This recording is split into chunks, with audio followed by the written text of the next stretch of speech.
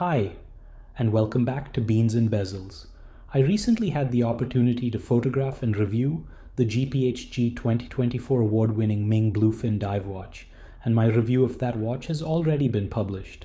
Fortunately, a friend of mine also purchased the uni when it was launched, and I have the privilege of being able to photograph and review one of these watches too. So a shout out to my friend Dib for sending me this piece to check out. The 3709 uni is a stealthy yet quirky take on the 37 series dive watch platform with an all DLC case, a black dial that has the same mirror-like characteristics of the bluefin and orange accents on the hand, and rotating dial inspired by the similarly colored sea urchin uni. The uni is part of their annually refreshed collection, with 150 pieces made for 2025, but more units to be released in 2026. This watch has a retail price of 5,250 Swiss francs, that is roughly 6,450 USD at the time of writing. But since Ming now has an authorized retailer in the US, it is perhaps a bit cheaper if purchased from Collective Horology, who already have an excellent reputation among independent watch collectors. Since the uni and the bluefin are nearly identical in many aspects, I thought it would be a better use of this review to discuss how the 3709 platform differ from the previous generation of Ming dive watches, the 18.01 h41. But I will of course dive into the details of this specific watch wherever relevant. Let's check it out. With dimensions identical to the bluefin, the uni measures a smidge under 38 mm in diameter, 44.5 mm from lug tip to lug tip, and 12.8 mm in overall thickness, which includes the curved top and bottom sapphire crystals. These proportions have gotten more compact in all dimensions when compared to the 18, which measured 40 mm in diameter, 46 mm from lug tip to lug tip, and roughly 13 mm in overall thickness. The bluefin and uni are made of stainless steel, whereas the 18 and its DLC variant were both grade 5 titanium watches. With the 1801, Ming created an entirely new design platform that only inherited design cues from a small private run of Abyss concept watches. The 3709, on the other hand, builds on the 37 series, a case family that we've seen on a lot of recent releases. To be fair, they aren't really reusing cases from other 37 series watches for this, since it is notably thicker and features a much more complicated case architecture to support the twin crown system and the inner rotating dial. But the overall design of this watch isn't limited to the diver and is one we've become quite familiar with over the last few years.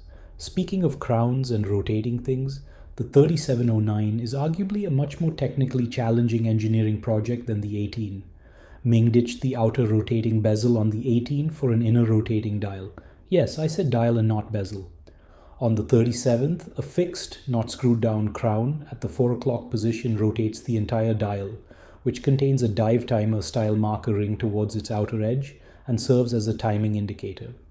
The crowns on the 37s are 6.4 mm and 6.7 mm in diameter, and the crown on the 18 was around 6.7 mm in diameter.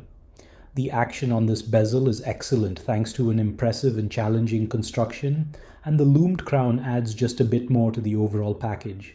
I've always found my Ming 18 bezels to be one of the best dive bezel experiences I've had in terms of bezel action, legibility, and loom.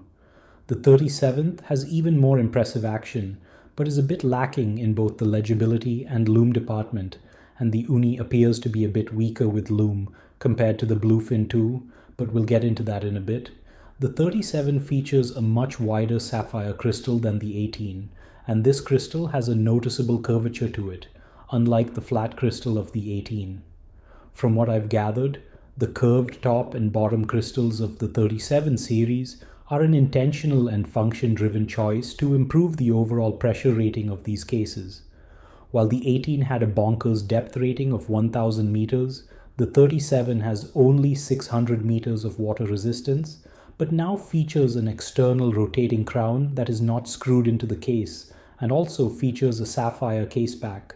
Both the 37 and the 18 series have 20 mm curved lugs. The 18 series had the boldest of all Ming lugs, with a pair of massive flared lugs that extended well beyond the case and wrapped around the wrists nicely, grounding the watch comfortably. The 37 series have shorter lugs that hover over the wrists and wear more light straight lugs. Flipping both watches over, the 18 has a solid case back with a textured back that further aids in staying grounded and stable on the wrist, whereas the 37 gets a curved sapphire crystal that gives you a look at the movement inside. What stood out to me most while comparing the two watches is that the 37 became 2 millimeters narrower in diameter, lost 400 meters of water resistance, but only lost 0.3 millimeters in overall thickness. I would have preferred if Ming ditched the open case back and directed some more engineering effort into slimming down the case, particularly since the overall package is now smaller compared to the 40mm 18. But that's probably a personal preference that a lot of people won't share. In terms of overall build quality, finishing and construction, the 37 series feels a lot more refined as a product.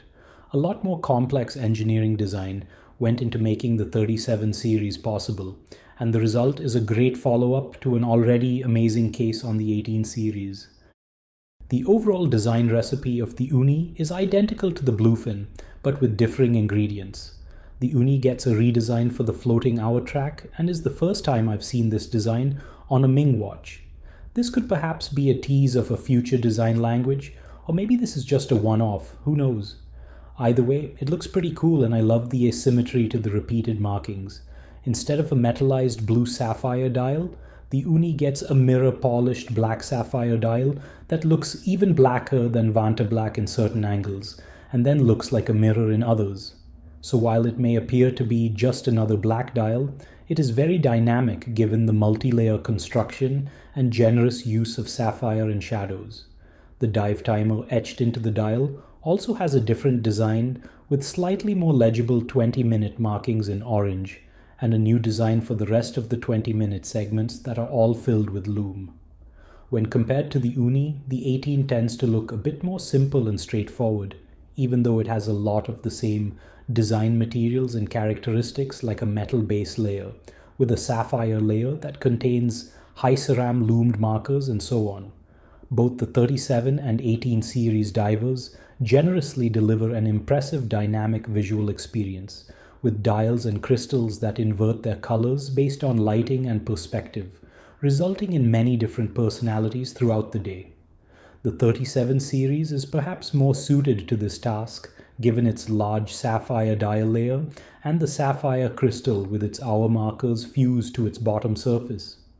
The inversion coupled with the shadows makes for an incredibly dynamic experience that is an absolute pleasure to photograph. The 18 series used a more traditional handset, with a metal frame and large hollow lume plots that were generously filled with lume.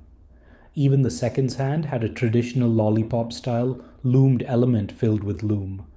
On the other hand, the 37 series goes with a metal base layer and a pad printing style process applies layers of lume on the hands, allowing for more irregular shapes, like on the minute hand. For the seconds hand, the 37 series gets a more plainly painted lume application that is unfortunately not very potent.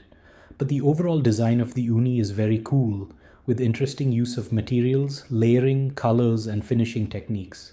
The 18 series tends to look a lot simpler in comparison, but I don't think the 18 lacks in any way either. I like the physicality of some of the dial hardware on the 18, like the raised sapphire track that contains the high ceram floating markers and the generously loomed hands that are deeply and precisely filled. The Ming 1801 is perhaps one of the best loomed watches I've owned and one of the best loomed watches I've ever come across. That watch set a very high standard in the lume department that has been nearly impossible to beat over the last 4 years since it was launched. I had very high expectations when the Bluefin was launched, but unfortunately that watch did not live up to those high standards. Don't get me wrong, the Bluefin was plenty capable and the lume looked fine. But is fine the best way to follow up incredible? Perhaps not. The Uni suffers the same fate, and thanks to the orange loomed accents, perhaps suffers a bit more than the Bluefin. The lume design is incredible on the Uni. The combination of high ceram lume on the crystal, blue super luminova on the dial, and a stunning orange contrast on the dive timer ring and seconds hand all make for an incredible visual experience. But this experience is short-lived when compared to its predecessor. The 18 is in a league of its own, with its generous use of superluminova and h41 on the dial and bezel, and very generously loomed hands. I had to compare the Uni with a couple of other watches to which I hold in high regard. My Ming 20.11 Mosaic with h41 loom on the sapphire hands and sapphire dial, and the Christopher Ward Lumiere, with uses a similar mixture of Globalite XP on the markers, hands, and even logo. The Uni ends up being the weakest performer here, which is a bit of a bummer, and I hope the third iteration of the Ming diver performs more like the first and less like the second.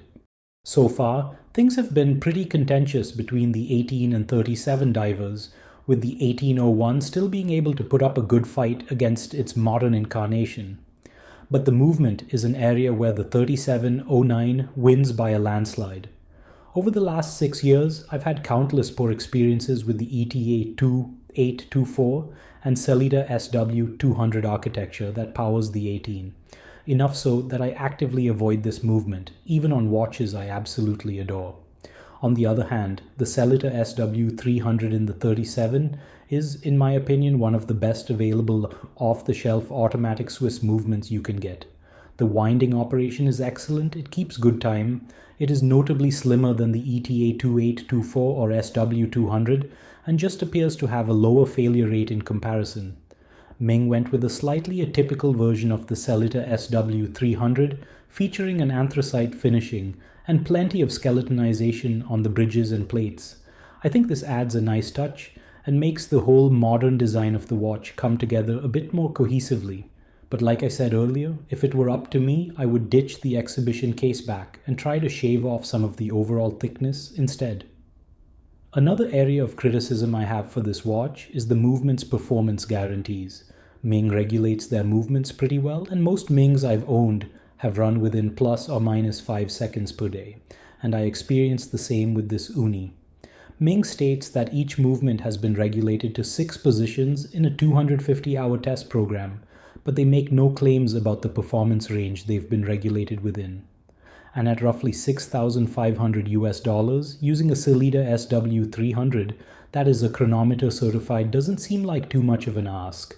Christopher Ward is able to offer Co-SC Sellita SW300 movements, albeit with no architectural modifications, in their watches that cost around $2,000. The 3709 watches wear comfortably on my 6.75-inch wrist, although the Uni tends to wear a bit smaller than the Bluefin. I think the all-black aesthetic and the new design of the floating hour ring make the watch appear a bit smaller than it actually is, but on the wrist it is a comfortable experience, and much of the overall height disappears when worn. Even though the 37 and 18 series divers are nearly identical in thickness, the 18 wears like a much thicker watch. Personally, I prefer 40mm watches, so I'm partial to the 18, and I would have loved to see the Bluefin and Uni in a slightly larger diameter with the same kind of visual relief to the overall thickness that is lacking in the 18th. But overall, both watches are comfortable to wear and should support a very wide range of wrist sizes given both their compact lug-to-lug widths. This has been a somewhat lengthy review, so I'll wrap this up quickly. The Uni is a great looking watch and puts a fun and stealthy spin on the 3709 platform. When compared and contrasted with the first generation of dive watches, the Ming 37 diver seems to have made tremendous improvements in case build, engineering, and overall design complexity. The movements have gotten a big upgrade too, but some areas lag behind, such as loom, and there is also a noticeable difference in proportions. The 1801 was the only accessible Ming watch that wasn't 38mm, so I hoped that this era of dive watches would offer a similar diversity in case size for the more affordable end of the market, but unfortunately for me that's not what the 3709 aims to do. But that is no fault of the watch, and it delivers an excellent and unique experience in a world where all dive watches are somehow emulating historical pieces, whether they are aware of it or not. As with all things Ming, it isn't trying to be anyone else, and does what it does best, being original and modern with a singular unifying design aesthetic that manages to stay fresh while also staying cohesive. As always, thanks for watching and please subscribe to this channel if you enjoy these videos.